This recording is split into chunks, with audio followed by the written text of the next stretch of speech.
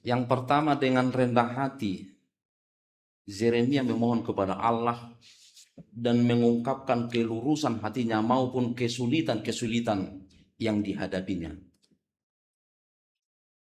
Sungguh sangat menghibur,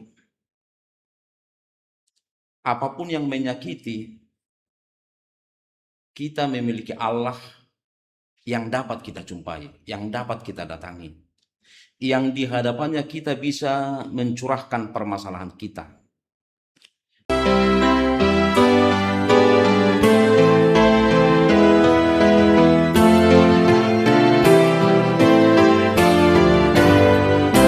Shalom Bapak Ibu Saudara-saudari sekalian, berjumpa lagi dengan kami di ruang podcast HKBP Distrik 20 Kepulauan Riau.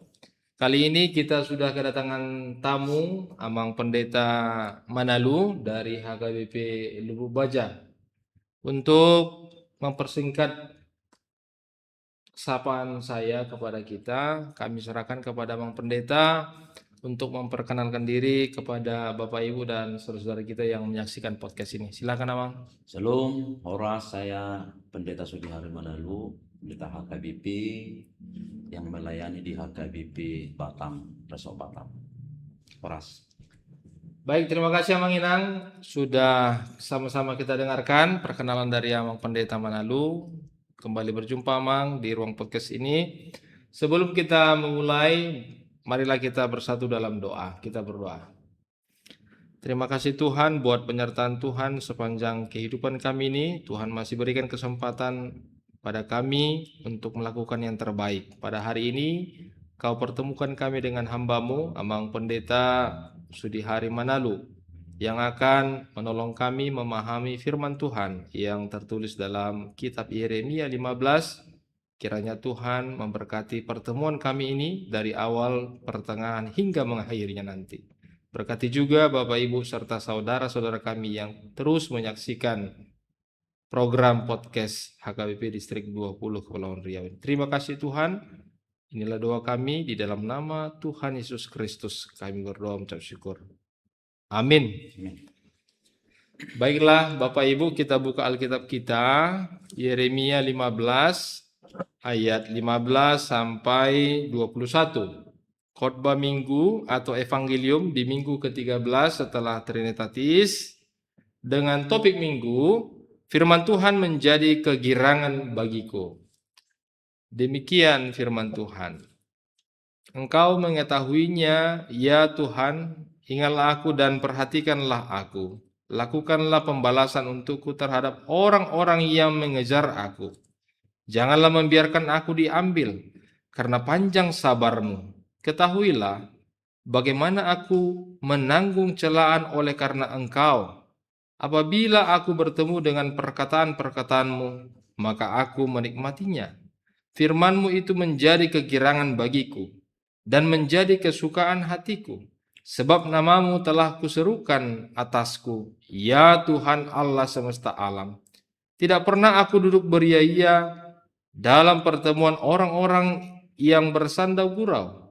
Karena tekanan tangan-Mu aku duduk sendirian, sebab Engkau telah memenuhi aku dengan geram.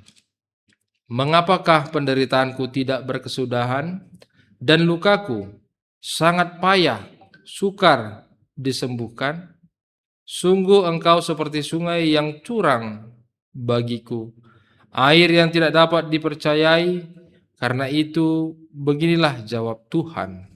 Jika Engkau mau kembali, aku akan mengembalikan engkau menjadi pelayan di hadapanku. Dan jika engkau mengucapkan apa yang berharga dan tidak hina, maka engkau akan menjadi penyambung lidah bagiku. Biarpun mereka akan kembali kepadamu, namun engkau tidak perlu kembali kepada mereka. Terhadap bangsa ini, aku akan membuat engkau sebagai tembok berkubu dari tembaga. Mereka akan memerangi engkau, tetapi tidak akan mengalahkan engkau. Sebab aku menyertai engkau untuk menyelamatkan dan melepaskan engkau. Demikianlah firman Tuhan. Aku akan melepaskan engkau dari tangan orang-orang jahat dan membebaskan engkau dari genggaman orang-orang lalim. Demikian pembacaan firman Tuhan. Ya, Bapak Ibu, yang pertama kita mau dihantarkan oleh Amang Pendeta Manado dalam latar belakang teks atau mungkin sejarah yang terjadi dalam firman Tuhan dari ayat 15 sampai 21 ini. Silakan Amang Pendeta. Ya, seperti kita ketahui, Yeremia ini menghadapi banyak tantangan persoalan dalam pelayanannya. Pertentangan-pertentangan adalah kunci utama dari karir Yeremia. Dia diusik yang berulang-ulang, ancaman yang berasal dari luar dirinya. Orang-orang kotanya dan keluarganya sendiri melawan Yeremia. Komplotan para imam dan nabi menuduh dia menghujat Allah karena ia menubuatkan kehancuran rumah Allah. Yeremia dipukul dan dipasung oleh iman pasur dan dibiarkan mati dalam sumur berlumpur oleh para pejabat Yehuda. Bahkan kemalangan Yeremia bertambah-tambah karena kesalahpahaman dan perlawanan dari nabi-nabi palsu. Para nabi-nabi palsu hidup bersama dosa bangsanya. Jadi ya, latar belakang yang dialami oleh Yeremia adalah masa-masa krisis rohani dan penderitaan emosional yang dia alami. Ia merasa terisolasi, merasa putus asa, merasa kecewa karena tugasnya menyampaikan pesan penghukuman Allah kepada Yehuda. Maka dalam nats ini, bagaimana dia berseru kepada Allah, kepada Tuhan dalam persoalan-persoalan yang dihadapi oleh Yeremia. Saudara-saudara, ada beberapa ciri khas Yeremia yang mungkin menolong kita. Yang pertama, Yeremia itu sangat jujur, terutama dalam hubungannya dengan Allah. Ia berusaha memahami firman Allah dengan sepenuhnya dalam setiap situasi. Ia mengakui bahwa kadang-kadang pelayanannya tidak menyenangkan. Ia merasa terjebak. Ia tidak dapat melarikan diri dari panggilan Allah dan firman-Nya menyala-nyala dalam dirinya. Keterus terangan Yeremia merupakan sifatnya yang sangat berharga. Dia jujur berterus terang. Yang kedua, Yeremia berani melaksanakan apa yang ia yakini. Ia tahu apa yang harus dia kerjakan dan ia melakukannya. Tidak selalu dengan senang hati, namun dengan jujur dan berani. Sifat yang ketiga, Yeremia memperlihatkan kebencian yang sangat mendalam terhadap tingkah laku yang secara moral dan spiritual tidak pantas. Ledakan amarahnya atas penyembahan berhala, atas ketidakadilan sosial dan nubuat palsu. Jika kadang-kadang yang berbicara terlalu keras, itu bukanlah tanda kelemahan, melainkan tanda kekuatan Yeremia. Yang keempat, Yeremia memiliki kepekaan. Peka akan penderitaan bangsanya serta kemanusiaan yang sejati.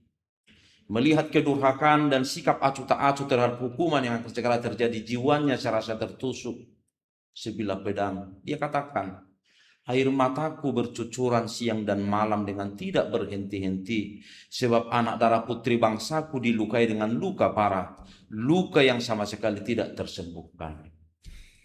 Yang kelima, Yeremia memiliki pengharapan dalam persoalan, dalam tantangan yang dihadapi. Pengharapan Yeremia itu didasarkan bukan pada optimisme palsu, melainkan pada kemahakuasaan dan kesetiaan Allah. Pada saat kebinasan Yerusalem sudah dekat, Yeremia memperlihatkan keyakinannya dengan membeli tanah di Anatot.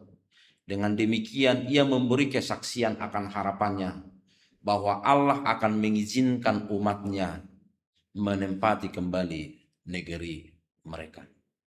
Kira-kira demikian latar belakangnya, Pak. Baik, terima kasih Amang Pendeta Manado yang sudah menerangkan jelas sekali latar belakang teks ini, bagaimana yang dihadapi oleh Yeremia dan bagaimana dia betul-betul bersungguh-sungguh percaya hanya kepada Tuhan dan kekuasaan Tuhan. dan dia juga memiliki sifat yang jujur dan terus terang dan meyakini yang benar daripada Tuhan dan membenci yang namanya ketidakadilan dan juga penyembah-penyembah berhala. Ya, Amang Pendeta, untuk selanjutnya kami mau tahu ini Amang Pendeta, untuk tafsiran dari teks ini dari ayat 15 sampai 21. Kami boleh terima Amang? Silakan Amang.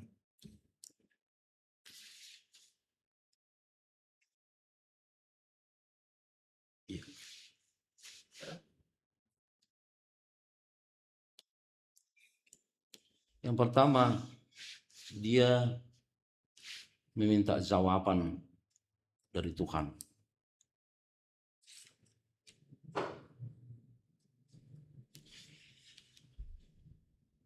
Doa Yeremia kepada Allah dan jawaban Allah atas permohonan Yeremia. Kira-kira itulah nats kita ini. Yang pertama, dengan rendah hati Yeremia memohon kepada Allah dan mengungkapkan kelurusan hatinya maupun kesulitan-kesulitan yang dihadapinya. Sungguh sangat menghibur.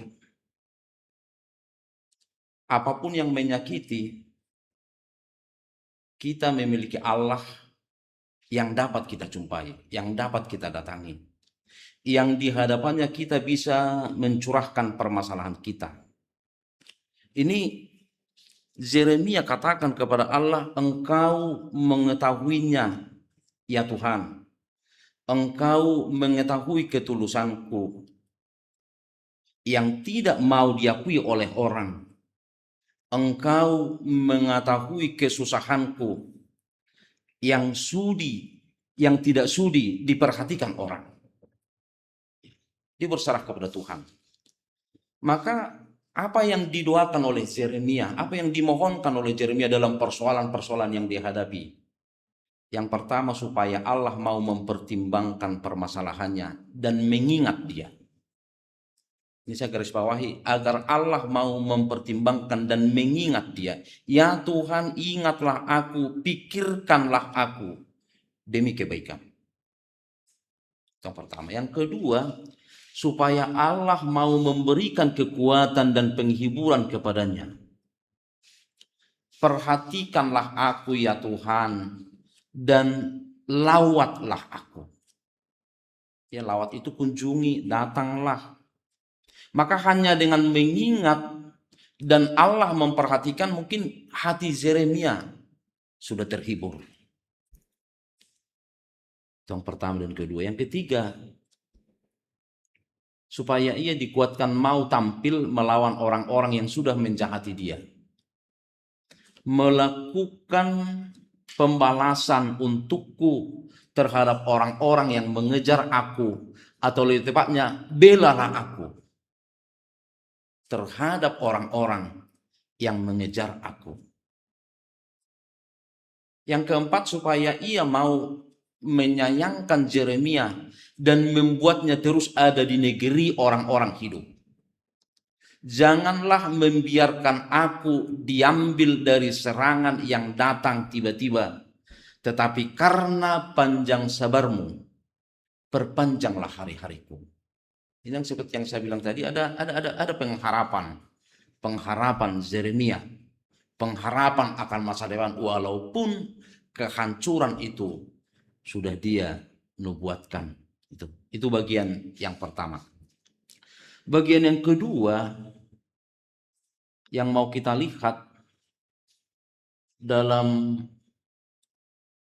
seruan dia kepada Tuhan, bahwa ia sudah menyerahkan dirinya sepenuhnya untuk melakukan kewajiban dari pekerjaannya dengan sebaik mungkin. Ini pekerjaan Yeremia sebagai nabi, dia tidak patah semangat, dia tidak patah hati. Walaupun berat tantangan, hambatan yang akan dia hadapi, tapi dia menyerahkan dirinya sepenuhnya untuk melakukan pekerjaan itu. Maka suatu semangat, suatu penghiburan bagi Yeremia bahwa ia telah menyerahkan dirinya sepenuhnya pada tugas pekerjaannya dan tidak berbuat apa-apa yang dapat mengalihkan perhatiannya dalam pekerjaannya. Ini Pak Pendeta terkadang putus asa, patah semangat dalam tugas, dalam pelayanan, dalam pekerjaan itu hal biasa. Tapi Yeremia optimis. Dia sungguh-sungguh untuk melaksanakan tugas pekerjaannya. Ia bahkan menyangkal diri untuk menikmati hiburan-hiburan, menahan diri dari segala sesuatu yang tidak agunannya, supaya ia tidak menjadikan dirinya hina dan tidak dihormati. Ia duduk sendirian, ia banyak menghabiskan waktu dalam kamarnya, karena tekanan tangan Tuhan memaksanya dengan sangat supaya ia melanjutkan pekerjaannya. Maka Yeremia katakan, sebab engkau telah memenuhi aku dengan geram.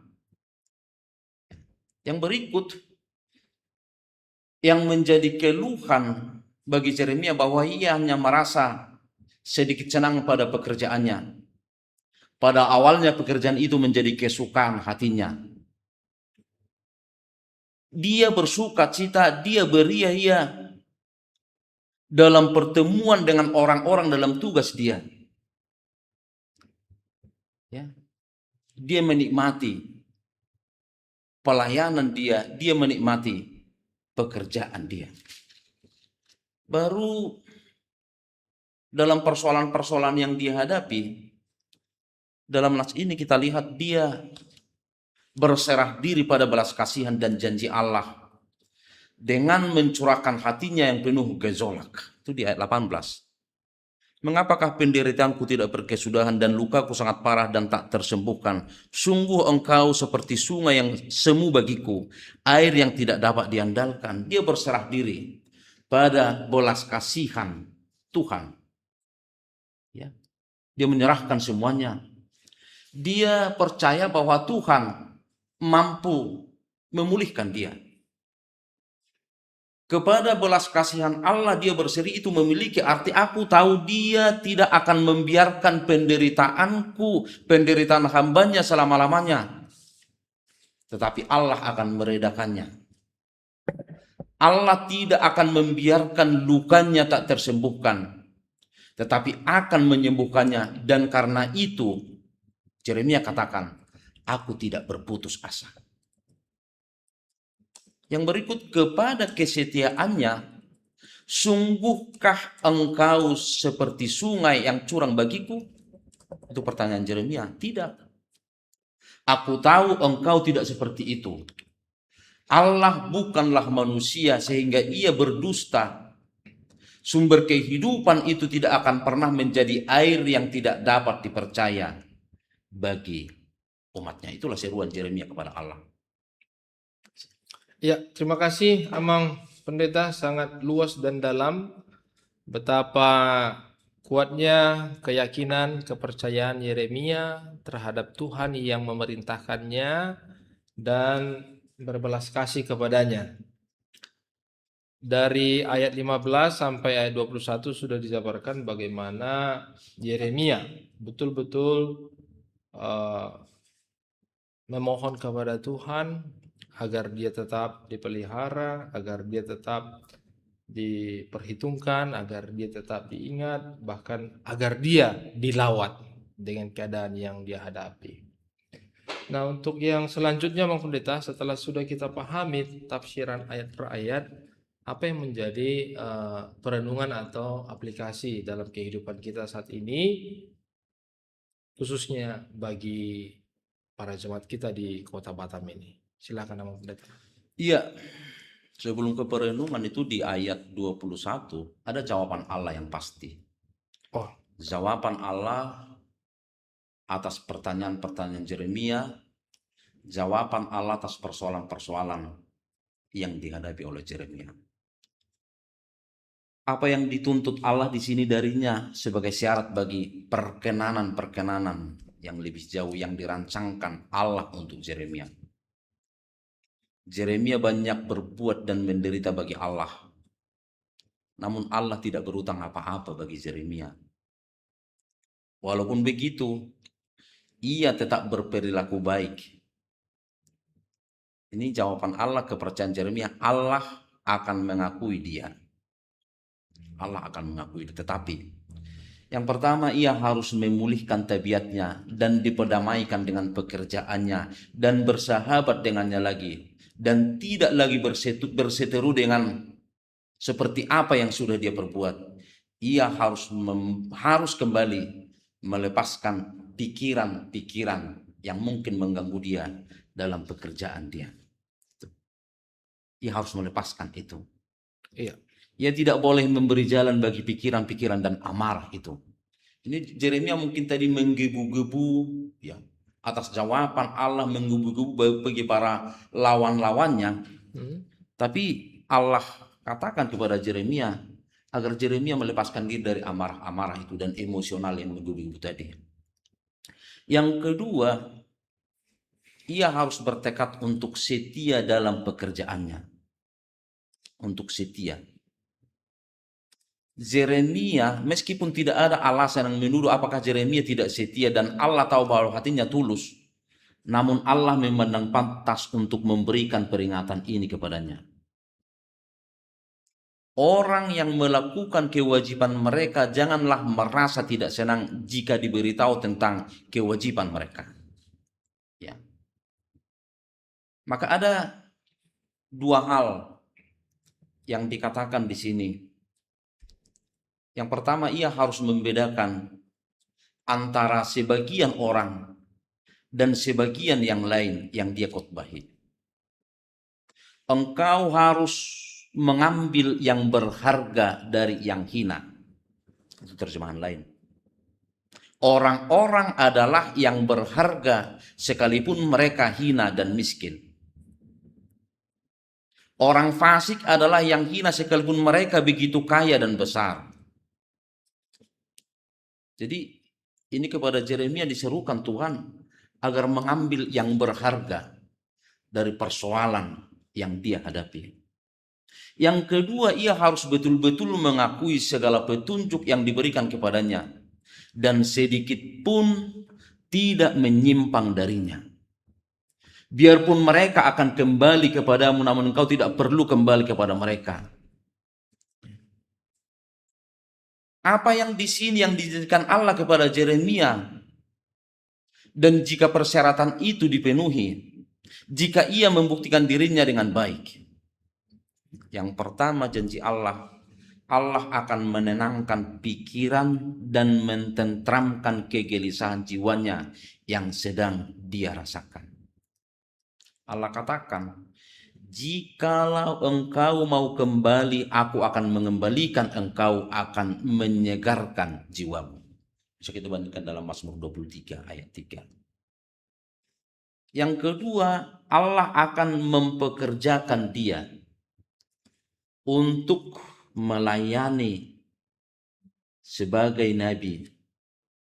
Dan pekerjaan nabi itu bahkan di masa-masa sulit atau di masa-masa terpuruk pun Allah akan mempekerjakan dia.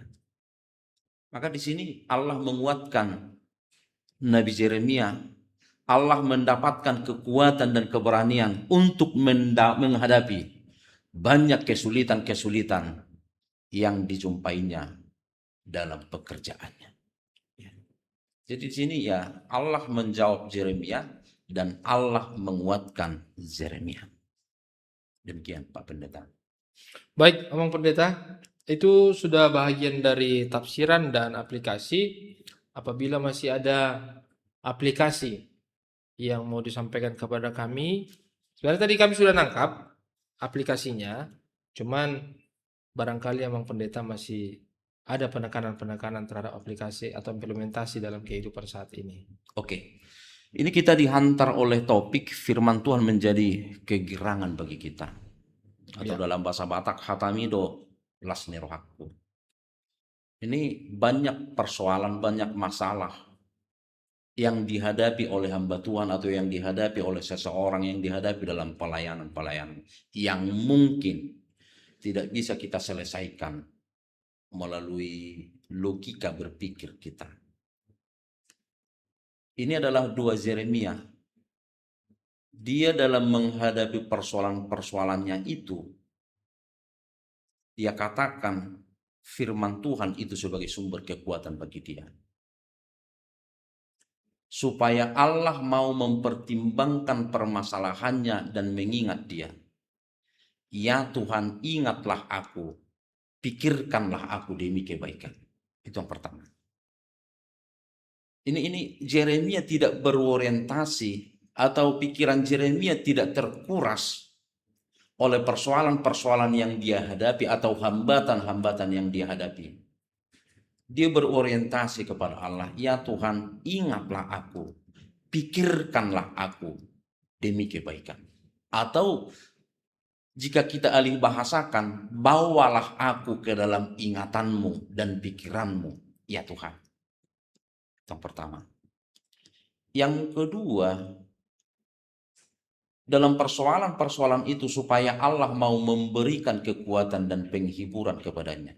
Dia katakan, perhatikanlah aku, lawatlah aku, biarlah aku juga tahu bahwa engkau mengingat aku, bahwa engkau dekat kepadaku.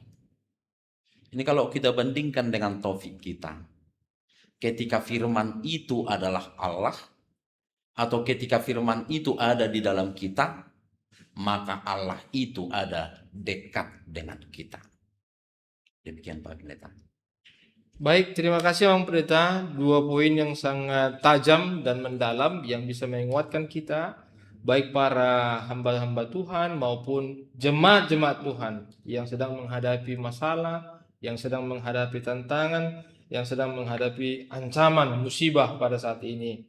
Ingat, tetap fokus kepada Tuhan dan setia bergantung kepada Tuhan, dan yakinilah bahwa Tuhan dekat dengan kita, bahwa Tuhan mengingat kita, bahwa Tuhan akan melawat kita dalam keterbatasan kita. Terima kasih Bang Pendeta buat firman Tuhan yang sudah dijelaskan kepada kami, kepada Bapak Ibu yang sedang menyaksikan ini. Terakhir Bang Pendeta, kami mau mintakan Bang Pendeta membawakan doa penutup kita Bang Pendeta. Silakan Abang. Ya. Kita bersatu dalam doa. Kami bersyukur Tuhan buat anugerah serta kasih setia Tuhan yang senantiasa menyertai kami. Kami percaya Tuhan setia melawat, mengingat kami dalam setiap persoalan-persoalan yang kami hadapi. Kami tidak fokus kepada persoalan-persoalan itu, tapi kami berusaha fokus kepada Allah yang setia memberikan jalan keluar bagi kami. Kiranya Engkau berkati pelayanan di HKBP Distrik 20 Kepulauan Riau ini. Setiap pelayan-pelayan Engkau berkati, Engkau kuatkan mereka ya Tuhan. Agar mereka tahu bahwa Tuhan setia menyertai kami. Kiranya Tuhan menyertai setiap jemaat-Mu dimanapun mereka bekerja. Kiranya mereka tahu bahwa Tuhan senantiasa menyertai mereka dalam setiap pergumulan dan pekerjaan mereka. Ya Tuhan, biarlah melalui pelayanan podcast HKBP Distrik 20 Kepulauan Riau ini, semakin banyak pelayanan-pelayanan yang bisa dijangkau oleh gereja-Mu. Kami serahkan hidup kami, pelayanan kami, hanya bagi kemuliaan nama Tuhan di dalam Kristus Yesus. Anugerah Tuhan kita Yesus Kristus dan kasih setia Allah Bapa serta persekutuan Roh Kudus itulah kiranya yang menyertai kita semuanya. Amin. Amin. Ya, terima kasih Bang Pendeta. Kiranya kita dipertemukan kembali di ruang podcast berikutnya, dan Bapak Ibu serta saudara-saudara sekalian, kembali lagi kami sampaikan, jangan henti-hentinya melewatkan program podcast ini agar kita semakin diberkati menjadi berkat. Horas, sampai jumpa.